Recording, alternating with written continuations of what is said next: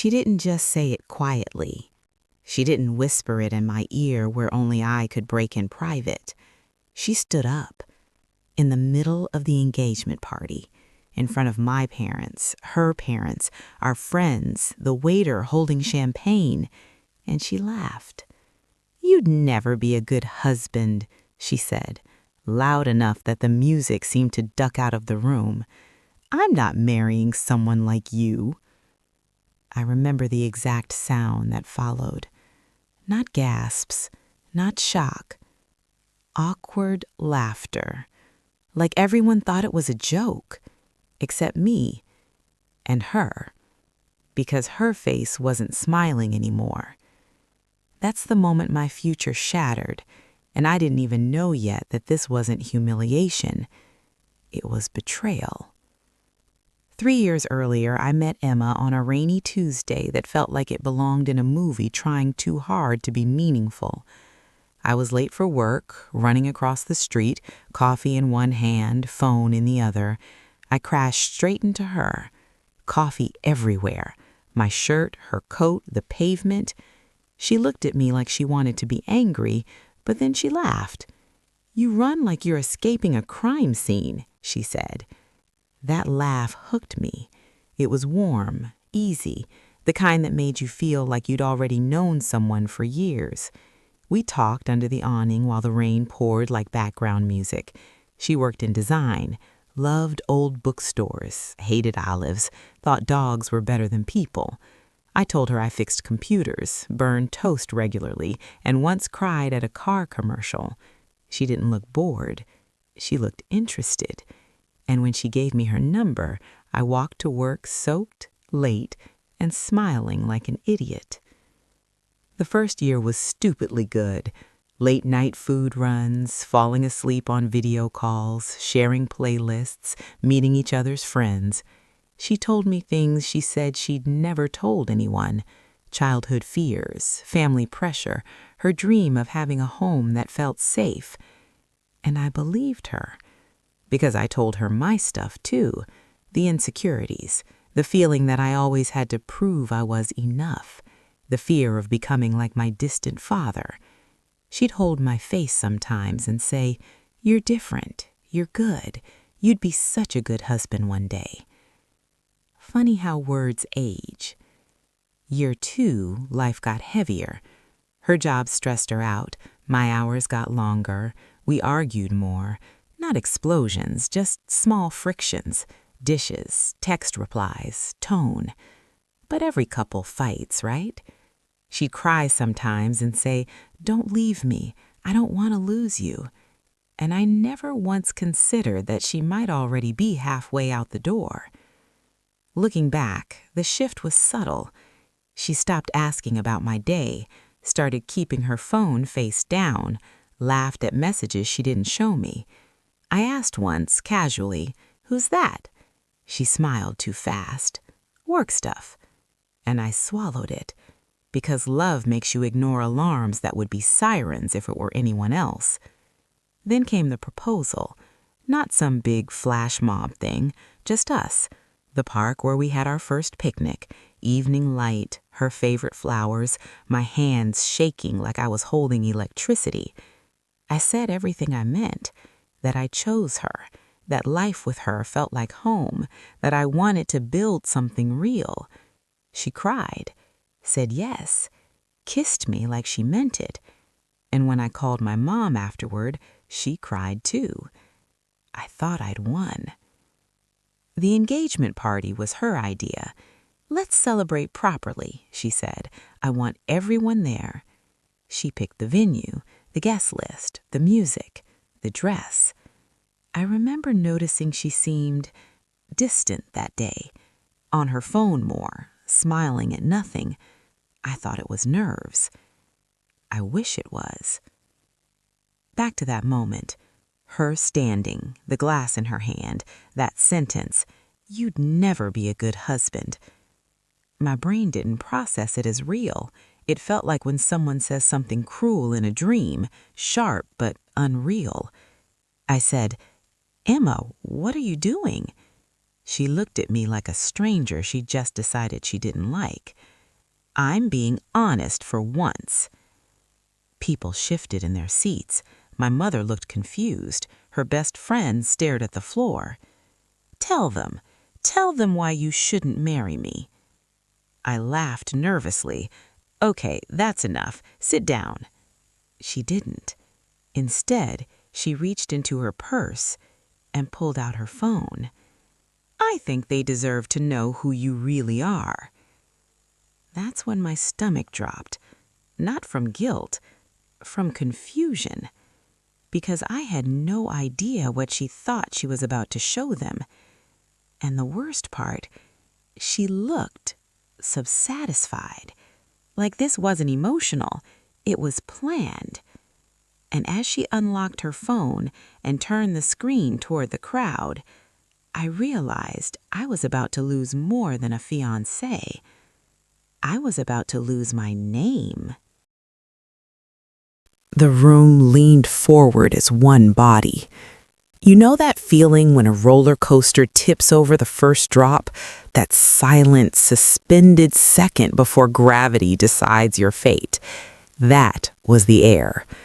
Emma held her phone high, screen glowing like evidence in a courtroom drama. My heart was beating so loud I could barely hear anything else. This, she said, is who he really is. She tapped the screen. I stepped forward. Emma, stop! Whatever this is, we can talk. Talk? She snapped. You had your chance to talk. She turned the phone toward the guests. I saw faces change, brows furrow. Someone whispered, "What the hell?" My best friend Mark stood up. "What are we looking at?" Emma's voice was steady, too steady. Messages from another woman. The word another echoed in my head like a gunshot. My mother's hand flew to her mouth. Her dad looked at me like I'd just robbed him. And I stood there completely blank. "Emma," I said slowly, "I have never cheated on you." She laughed, short, sharp. "Don't lie in front of everyone. At least have the decency to own it." "I don't even know what you're showing them." She walked closer, shoved the phone in my face. On the screen was a chat thread, my profile picture, my name, and messages. Flirty ones, intimate ones, plans to meet again, jokes about keeping it secret, late-night timestamps. My stomach twisted so hard I thought I'd fall. "This isn't me," I whispered. "Oh my God, he's still denying it," someone muttered. I grabbed the phone, scrolled. The messages looked real, too real. The way I type, my sense of humor, even phrases I use. But I didn't remember any of it. "Emma," I said, my voice cracking now, "this is fake." She stared at me like something she'd stepped on. I spoke to her. My mind stalled. Her who? "The girl you've been sleeping with for 6 months. The room erupted into whispers. 6 months? 6 months ago, we were picking curtains for the apartment we were supposed to move into. 6 months ago, she cried on my chest saying she was scared of losing me. "This is insane," I said. "You think I had time for a secret relationship? I barely have time to sleep." "You always said that," she said quietly. "Now I know why." That hurt more than the accusation, because she didn't sound angry anymore. She sounded convinced. Her best friend, Chloe, finally spoke. "Emma showed me the messages last week and screenshots of calls. They talked on the phone." I turned to Emma. "You think I called some random woman behind your back?" "You tell me," she said.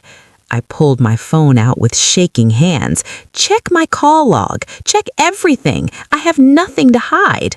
She crossed her arms. "You think cheaters don't delete?" "I didn't cheat." My voice cracked loud enough to echo. And that's when I realized something worse than the accusation. Nobody was on my side. Not because they hated me, because the evidence looked solid. Visual proof beats character every time. Her dad stood up. "Son, if you did this, just admit it. Don't humiliate my daughter more." "I didn't," I said, my throat burning. "I swear to you." Emma's eyes glossed with tears, but they didn't fall. "I defended you, you know, when my cousin said you seemed too nice. I told her she didn't know you like I did. I am who you thought I was. Then explain this." She snatched the phone back and opened the contact profile of the other girl. Name, Lily. Heart. My chest felt hollow. I had never seen that name in my life, but the chat history went back months. Photos, voice notes, screenshots of video calls. One image made my blood run cold. It was a selfie of me in my bedroom, wearing the blue hoodie Emma bought me. I felt the floor tilt. "How?" I whispered. Emma saw my face change. "Yeah, that one got me too." I grabbed my head. "This is edited. It has to be." "You think I don't know your room?" I looked again. It was my room, my desk, my posters, my stupid crooked lamp. But I never took that photo, never sent it. "I don't remember this," I said. Mark stepped closer to me. "Bro, are you okay?" I didn't answer, because for one terrifying second, a thought slipped in. What if I did? No, that's crazy. I don't black out. I don't live double lives. But the evidence was so detailed, so specific, it started attacking my own memory. Gaslighting doesn't need another person. Sometimes your brain does it for free. Emma's voice dropped. "She told me you said I was safe, but boring." That one pierced, because those were words I'd never use. Not about her, not about anyone I loved. "You believe a stranger over me?" I asked. She shook her head slowly. "I believe what I see." I looked around the room. People weren't looking at me with anger anymore. It was worse. Disappointment, pity, like I was a man caught. I felt something break inside my chest. Not love, trust in reality. Then Emma said the sentence that changed everything. "She's here, by the way." The room froze again. My head snapped up. "What?" Emma scanned the crowd, and near the back, someone stood up. A girl I'd never seen before. Long, dark hair, red dress, nervous eyes. She gave me a small, sad smile, like we shared memories, like she knew me. I stared at her, my mind screaming, "Who are you?" But what terrified me most wasn't her face. It was the way she looked at me. Not like a stranger, like someone who had loved me. And as she took a step forward and said, "Hi," I realized this nightmare wasn't just about fake messages anymore, because she knew something I didn't.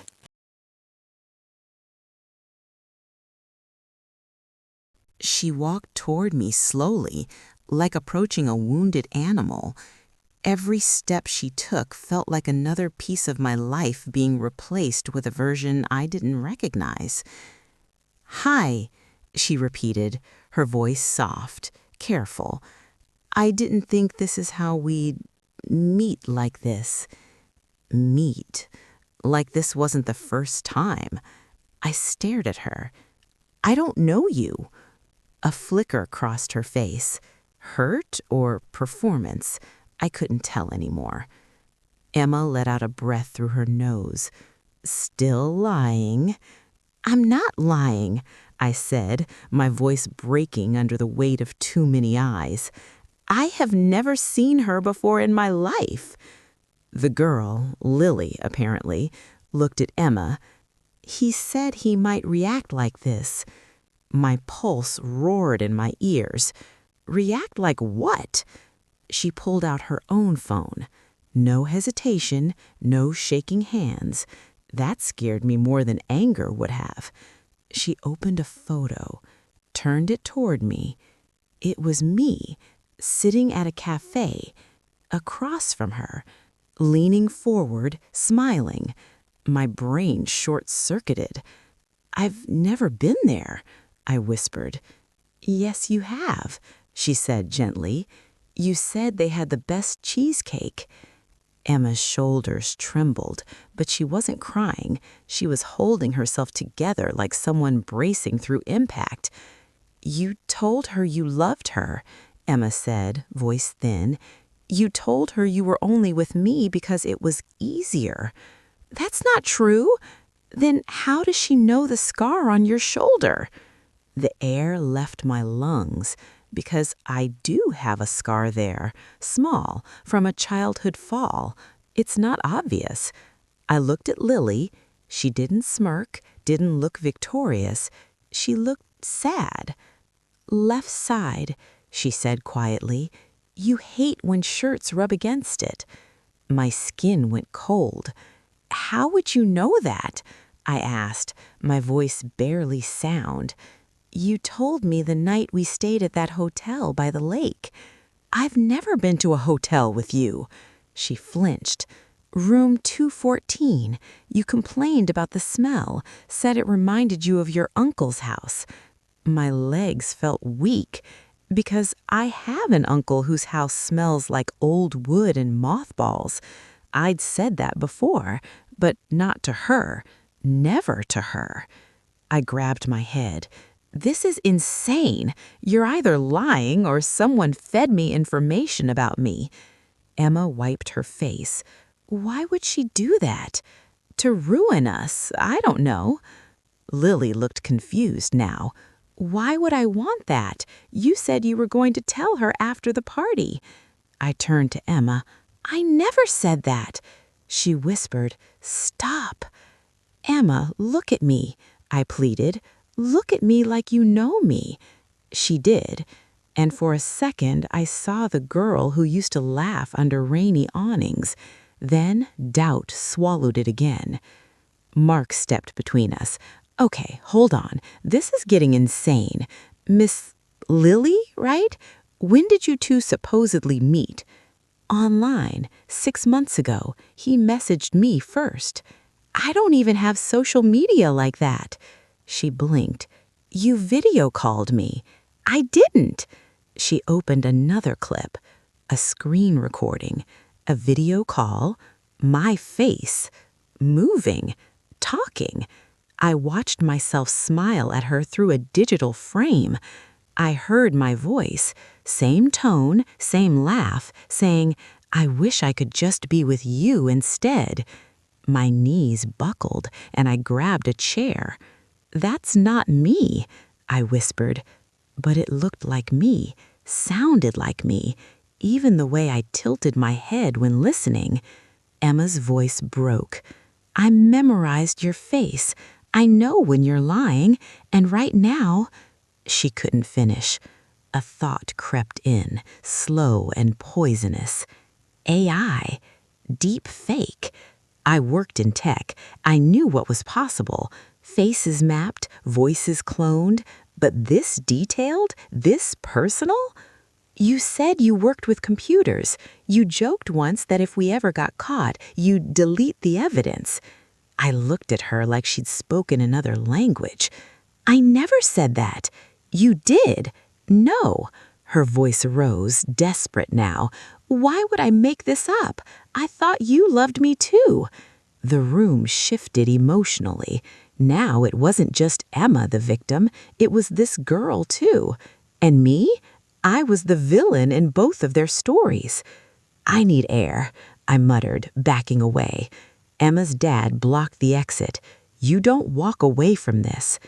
"I can't breathe." My chest tightened like a fist was squeezing my lungs, because either I had a secret life I somehow erased from memory, or someone had built a fake version of me so convincing it could destroy everything. Both options were terrifying. Then Lily said something that froze my blood. "You still have the bracelet, don't you?" I stopped. "What bracelet?" "The one I gave you. Black cord, metal clasp. You said you'd wear it under your sleeve so she wouldn't see." My hands shook as I pulled up my left sleeve. There was nothing there. I almost laughed in relief. "See? Nothing." But Lily frowned. "You said you never take it off." Emma looked confused. "He doesn't wear bracelets." Lily hesitated. "He did with me." Then Mark said quietly, "Bro, what's that?" He pointed at my wrist. I looked down. A faint line, a pale band of slightly lighter than the rest, like something had been there for a long time, recently removed. My heart stopped because I knew that mark. I'd noticed it a week ago. I thought it was from my watch, but I don't wear watches, and I have no memory of ever wearing a bracelet. I looked up at Lily. She didn't smirk, didn't look victorious. She looked sad. "Left side," she said quietly. "You did say you never took it off." The room didn't sound real anymore. Voices blurred, faces warped, like my brain had lowered the volume on reality because it couldn't process what it was seeing. All I could focus on was my wrist, that faint, pale line, proof of something that had existed long enough to leave a mark, but not long enough for me to remember wearing it. Emma saw it too. Her voice was barely a whisper. "You don't wear bracelets." "I know," I said, but my voice didn't sound like mine. Lily stepped closer, slower now, like she was approaching something fragile instead of confronting a liar. "You always twisted it when you were nervous," she said gently, pointing to my wrist. "That little metal clasp clicked when you did." A sound memory, specific, intimate. I shook my head. "Stop, please." Because the worst part, a tiny part of me could almost hear it.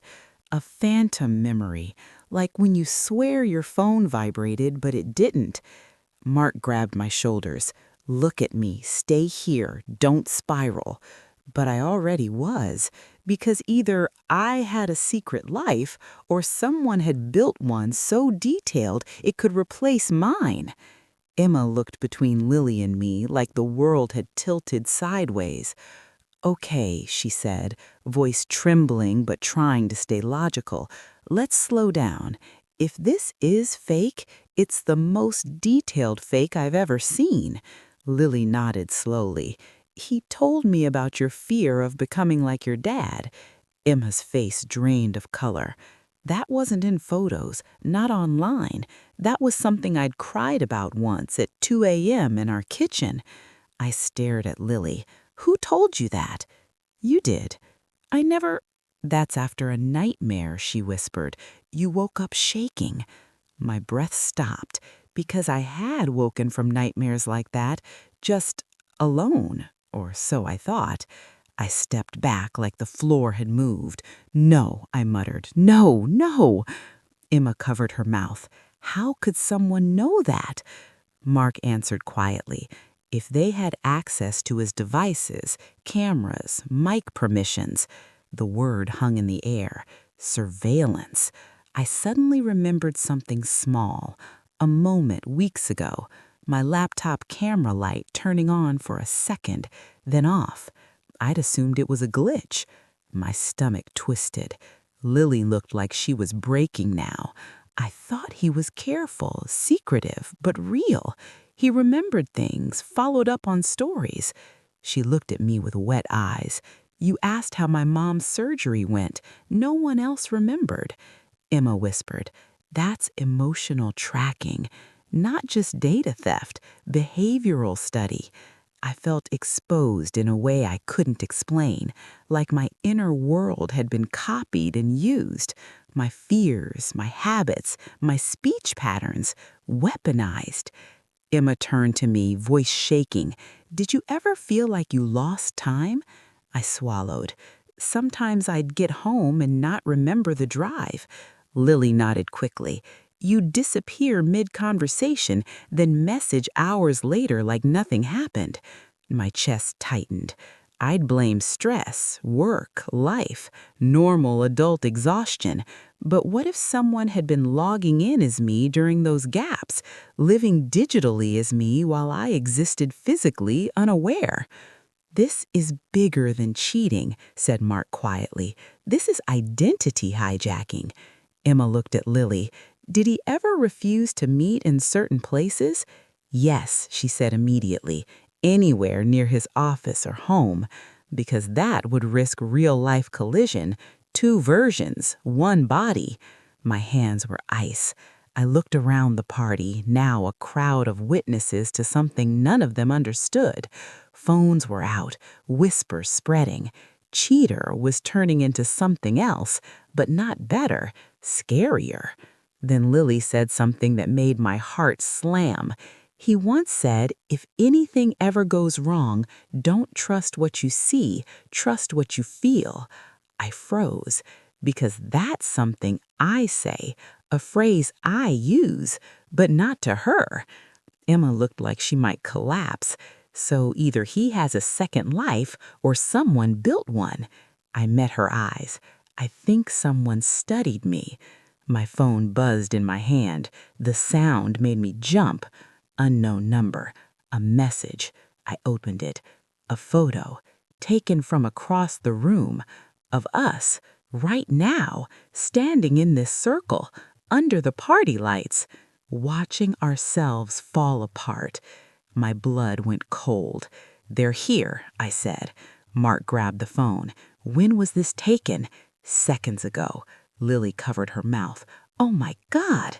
Emma turned slowly, scanning the crowd. Every guest was now a possible observer or pawn. Another message came. "You're asking the right questions now." I felt sick. This wasn't just exposure, it was interaction. They were watching our emotional reactions in real time. Mark whispered, "This is an experiment." Emma looked horrified. "On us?" "On him," said Mark. "We're collateral." I felt rage rise under the fear. "You don't get to do this," I muttered. But the truth? They already had. Then the final message came. Phase 2 begins when trust fully collapses. I looked up at Emma, at Lily, both of them unsure whether to believe me, both of them emotionally shattered, and I realized the person doing this didn't just want to fake evidence, they wanted to break reality itself, and we were almost there. My hands started shaking so badly I almost dropped the phone. "Who sent that?" Emma asked, her voice barely holding together. "Unknown number," I said. "No name." Mark took the phone from me, scanning the room like we were suddenly in a crime scene instead of a party. "Okay, nobody panic," which obviously made everyone panic internally. Lily whispered, "They're here?" Her eyes darted around like every face had just become a suspect. I stood up too fast. "Show me the entrance." Emma grabbed my arm. "Wait, what are you going to do?" "I don't know, but I'm not sitting here while someone watches me fall apart like this." Her dad stepped forward. "You're not chasing ghosts." "It's not a ghost," I said, holding up the phone. "They took this seconds ago." That silenced him. Mark zoomed into the photo. Angles high, maybe from the balcony level? The venue had a second floor with a railing overlooking the hall. I felt sick. Someone had the perfect view of my humiliation, of Emma crying, of Lily shaking, like it was entertainment. "I'm calling the venue manager," Emma's mom said, finally stepping in, but I was already moving. Mark followed me. "Don't do anything stupid. I just want to see who's up there." We pushed through the crowd. Conversation stopped as we passed. People looked at me like I was radioactive. Up the stairs. Each step felt like walking toward the edge of something I couldn't come back from. The balcony was half empty. A few guests leaned on the railing, pretending they weren't eavesdropping. I scanned every face. Old couple, two coworkers, a guy from Emma's gym. No one holding a phone pointed at me. Mark whispered, "They could have already left." My phone buzzed again. Another message. Warmer. My skin crawled. I turned in a slow circle. Then I saw it. A phone, placed on the railing, facing down toward the party floor. Recording. No one standing next to it, just there, like someone had set up a camera and walked away. Mark grabbed it. Locked. I looked over the edge. From here, you could see everything. My chair, the table, Emma. This was the angle. Mark said quietly, "They planned this. This wasn't emotional. This was staged." I felt something shift inside me. From fear to anger. Not at Emma, not at Lily, at whoever thought they could play with our lives like we were characters in a show. We brought the phone downstairs. Emma's dad took it. "We're calling the police." For once, no one argued. Lily sat down heavily. "I don't understand. I talk to him every day." "Not me," I said. "Someone wearing my face." She looked at me. Really looked. "She thinks you believe that." That meant more than I expected. Emma approached slowly. "If this is real, if someone did this, why us?" I met her eyes. "I don't know, but they wanted you to hate me." Her lip trembled. "They almost succeeded." That hurt, but I couldn't blame her. The evidence had been overwhelming, engineered to be. Mark was scrolling my phone. "Dude, look at this." "What now?" "Your cloud account logged in from another device multiple times past 6 months." I felt dizzy again. "I never saw alerts," which meant whoever this was had access to my data, my photos, my voice recordings, everything needed to build a digital version of me. Lily whispered, "So the guy I loved wasn't real," I said. Her eyes filled. "But the feelings were," and that hit, because she was a victim too, used, like Emma, like me.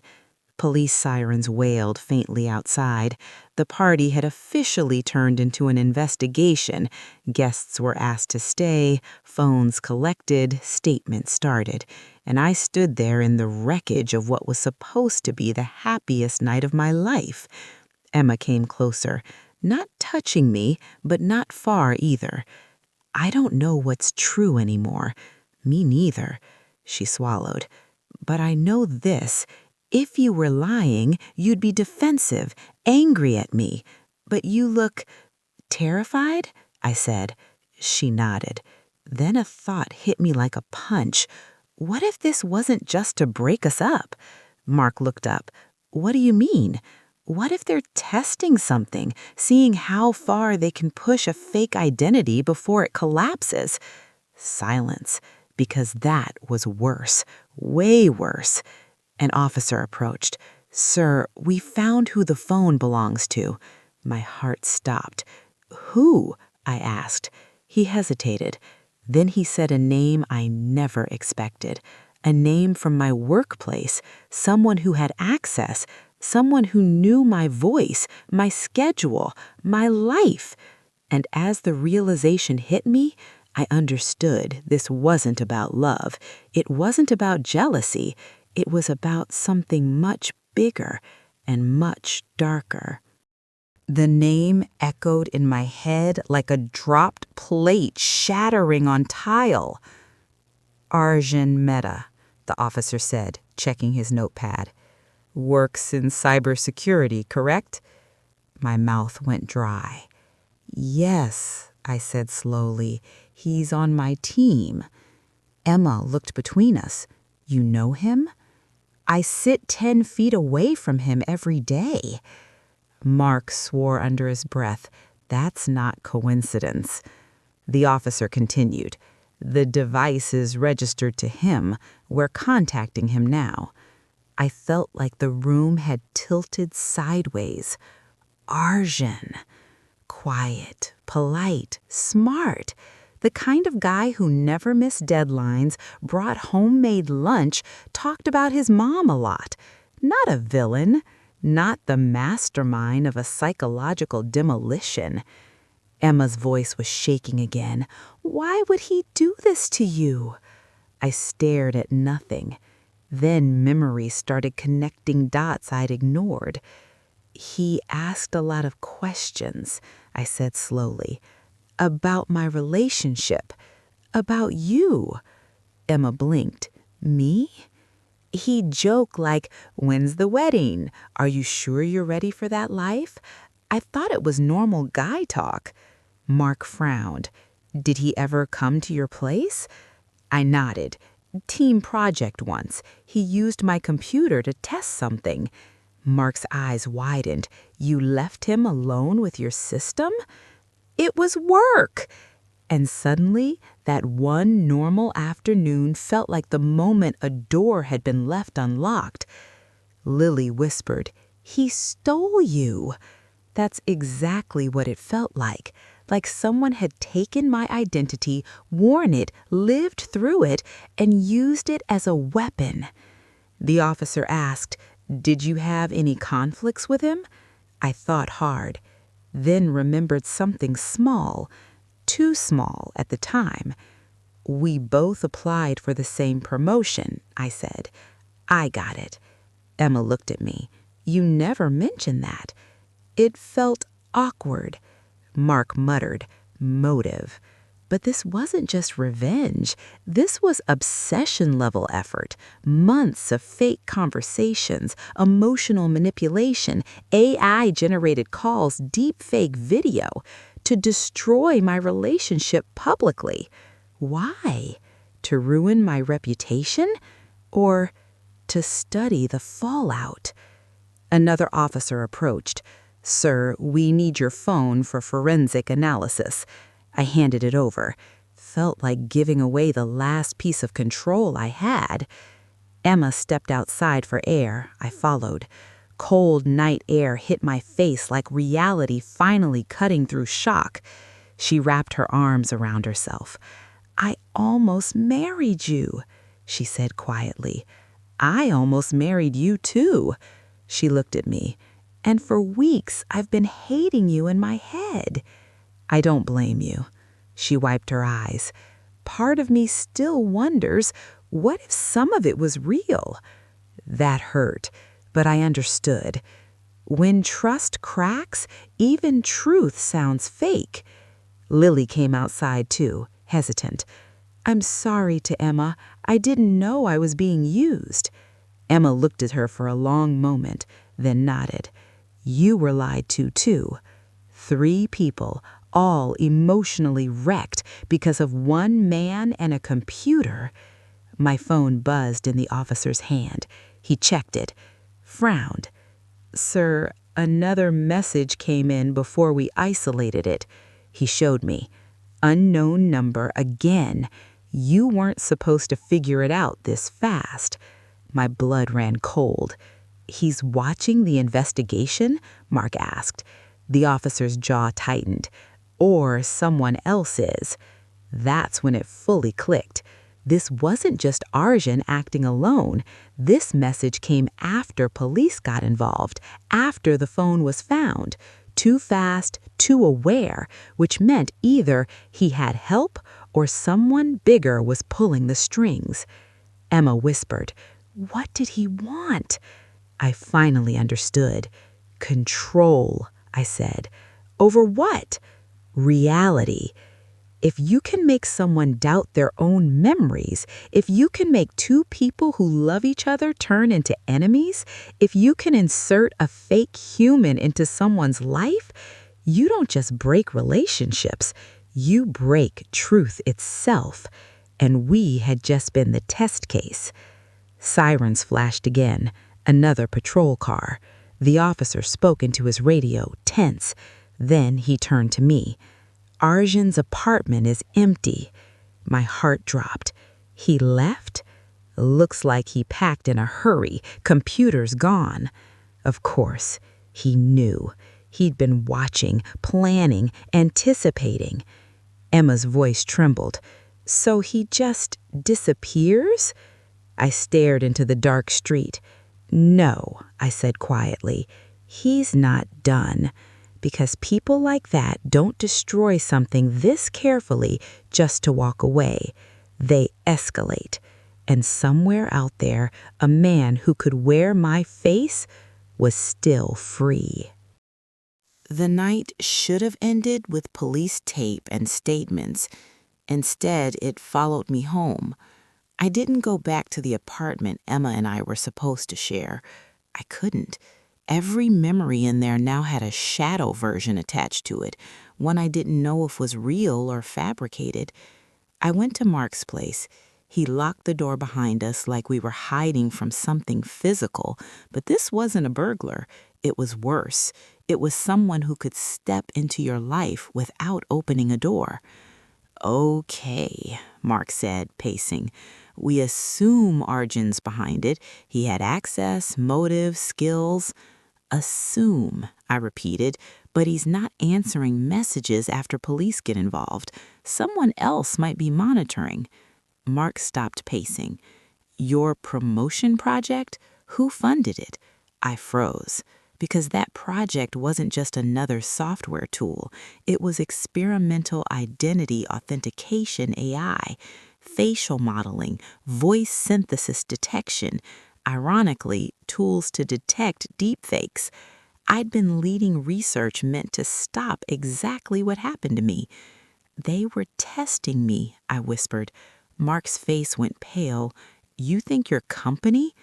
I think someone wanted to know how believable synthetic identity could get under emotional pressure.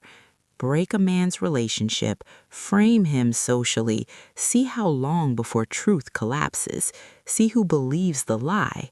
Emma, Lily, our families, all variables in an experiment. My chest tightened. This wasn't just personal revenge. This was a live demonstration, and Arjun might not be the mastermind, just the operator. My phone buzzed again. We both flinched. Mark checked it. Police had returned it but installed tracking software. Unknown number. A video file. Mark hesitated. You ready? No, I said. Play it. It was security footage from inside my office. Timestamp? Tonight, 2 hours ago. Arjun at my desk, plugging something into my computer. He looked calm, focused. Then he paused, looked directly at the camera, and smiled. Hello, he said. My voice, perfectly mine, but it was him. My face wasn't moving, but the audio identical to me. By the time you see this, you'll know it wasn't about her or the other one or your reputation. He leaned closer. It was about you. The video cut. Mark whispered, That's psychotic. I felt cold all over. He didn't just want to ruin me. He wanted me to watch it happen. Another message. Live location shared. My office building, right now. He's still there, said Mark, or wants us to think he is. Police were already searching his apartment, but not the office, because this was just a relationship case. They didn't know it was tied to sensitive tech. I grabbed my jacket. Mark grabbed my arm. You're not going alone. I need to see. You could walk into a trap. I know he wants me to. Mark swore, then grabbed his keys. Fine, we're both being idiots. The drive felt unreal. Empty streets, streetlights blurring. Every passing car felt suspicious. We parked a block away from the office. Building lights were off, except one floor, mine. My stomach dropped. We called the police en route, but response time was unknown, so we went in. I still had access. Badge beeped, door unlocked. Too easy. The hallway was silent. Our footsteps echoed. My office door was slightly open, light spilling out. Mark whispered, "Wait for police," but I was already moving because anger had finally overtaken fear. He stole my life. He used my face. He turned love into a weapon. I wanted answers. I pushed the door open. Arjun sat in my chair, calm, hands folded, like he'd been expecting me. "You came," he said, his real voice this time, soft, measured. "Why?" I demanded. He tilted his head. "You really don't know? Tell me."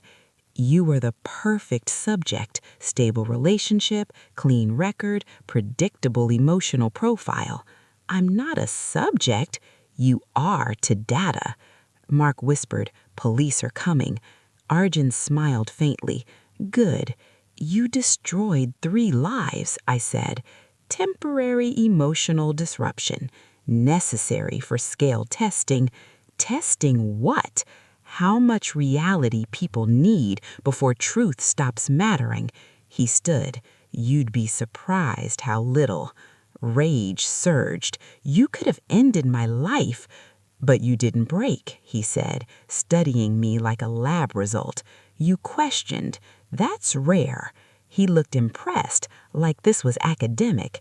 Sirens in the distance. Closer. He glanced toward the window. Phase 1 complete. My blood ran cold. "Phase 1?" He smiled.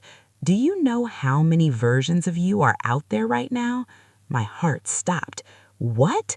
"Your data was useful." Mark whispered, "He's bluffing." But Arjun's eyes said he wasn't. "Faces, voices, personalities," he continued calmly. "Your model tested extremely well. You cloned me. We refined you." Sirens screamed outside now, blue lights flashing through the window. I lunged toward him. Mark grabbed me. Police burst in, shouting, guns raised. Arjun didn't resist. He raised his hands peacefully, like this was always the ending. As they cuffed him, he looked at me one last time and said softly, "You're famous now." My stomach dropped, because fame in the age of deep fakes means anyone can be you, anywhere, doing anything. And as they led him past me, my phone buzzed. One last message from a new number. We backed everything up. Attached, a live video, someone who looked exactly like me walking down a street in another city, smiling at the camera. I used to think losing someone you love was the worst pain. I was wrong. The worst pain is losing certainty about who you are. Arjun was arrested that night, charged with identity fraud, cyber intrusion, harassment, data theft, a list long enough to sound like justice. But courtrooms don't fix what gets broken in the mind. Because even in handcuffs, he wasn't the scariest part. It was that last message. We backed everything up. We, plural. The video of me in another city went viral within hours, not officially, not news, but in forums, private groups, tech circles. Hyper-real identity synthesis, someone called it. My face, my voice, used as a case study. I wasn't a person anymore. I was proof of concept. Emma came to see me 2 days later. No party lights, no crowd, just a quiet cafe where no one knew us. We sat across from each other like survivors of the same accident. "I watched the news," she said softly, "about the tech." I nodded. She looked tired. "I'm sorry." "For what?" for believing it so easily. I shook my head. You believed what you saw. That's human. She looked at me with tears she didn't hide this time. I knew you, and still I doubted. That's what scared me most, I admitted. Not losing you, losing reality. Lily sent a message too. Not romantic, not angry, just, I hope you get your life back. She moved cities, said she needed a place where faces felt real again. I didn't blame her. The investigation uncovered more. Arjun wasn't working alone. A private research contractor had been funding behavioral resilience testing. They wanted to know if digital identity became indistinguishable from reality, would human relationships survive? Answer: barely. I quit my job. Couldn't sit in a lab building tools that could be twisted like that. Instead, I started speaking about digital identity, about emotional manipulation, about how truth now needs verification the way money does, because seeing is no longer believing. And that's terrifying. Emma and I didn't get married, not because we didn't love each other, but because something fragile cracked between us. Trust isn't just about loyalty, it's about shared reality, and ours had been hacked. We tried, we really did, but every time my phone buzzed, she'd tense. Every time I was late, my mind would spiral. We weren't broken, just altered. And sometimes love isn't enough to restore what's been rewritten. Months later, I saw my face again, not in a mirror, in an ad. Some random AI startup had scraped public data. The model looked like me, smiled like me, sold productivity software. I filed a complaint. They said it was synthetic resemblance. That's the future. You can own your house, your car, your phone, but not your face. People ask me now, weren't you angry? At first, yes. Then I realized anger is useless against a world that's already changed. So I chose something else, awareness. Because the real danger isn't that tech can fake us, it's that we still trust blindly.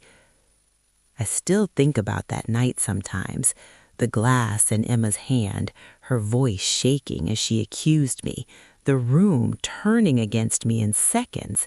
Not because they were cruel, because they were human. We trust evidence, even when evidence can lie. If there's one thing I learned, it's this. In the future, love will need more than feelings. Friendships will need more than memories. Truth will need more than sight. We'll need verification, communication, patience, and the courage to ask, is this real? Before we destroy something that is. Emma hugged me goodbye the last time we met, not as fiancés, as people who survived something strange and unfair. She said, I hope you find peace. You too. And I meant it. As for me, I still wake up some nights wondering if another version of me is out there, living a life I didn't choose, saying words I never said, loving people I've never met. That's the world now. Identity isn't just who you are, it's who someone else can make you be. So if you take anything from my story, let it be this. Trust is precious, but in a digital world, verify. Protect your data, guard your voice. And if someone you love is accused by proof that feels wrong, pause, because the most dangerous lie in the future will look exactly like the truth.